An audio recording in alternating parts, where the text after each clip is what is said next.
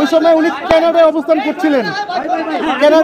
করছিলেন এবং আমরা সেই সুবাদে তার পাসপোর্টের অ্যারাইভাল এবং ডিপার্চার সিল আদালতে প্রেরণ করেছি। তার পরিপ্রেক্ষিতে আদালত বলেছে যে সামনের 25 তারিখ পুলিশকে 22 তারিখ এটা পুলিশকে দিয়ে তদন্ত করে রিপোর্ট দিতে এবং জামিনের ফিরে শুনানি হবে। আজকে এই হচ্ছে আপডেট।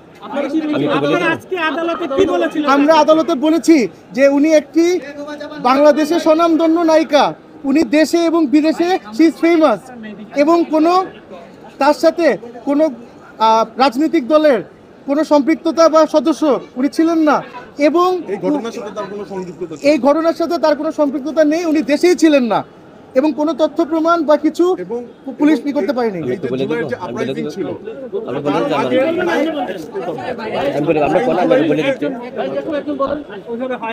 এবং সবচেয়ে গুরুত্বপূর্ণ কথা হচ্ছে যে আমার মক্কেল উনি দেশেই ছিলেন না এবং তার ফেসবুকে আপনি যদি দেখবেন সপক্ষে বেশ কিছু পোস্ট আছে এই বিপ্লবের সপক্ষে।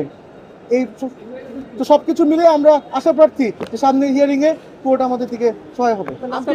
আমার নাম ব্যারিস্টার ফারহান মোহাম্মদ আরাফ, আমি আইনজীবী।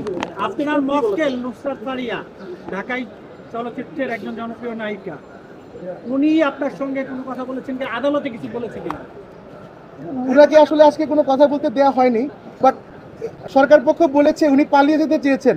আপনি যদি দেখেন জুলাই থেকে এই পর্যন্ত 3-4 বার উনি দেশের বাইরে ট্রিটমেন্টের জন্য, শুটিংয়ের জন্য যে আবার চলে এসেছেন, তার কিন্তু পালানোর কোনো ইন্টেনশন বা মোডাস অপারেন্ডি নেই।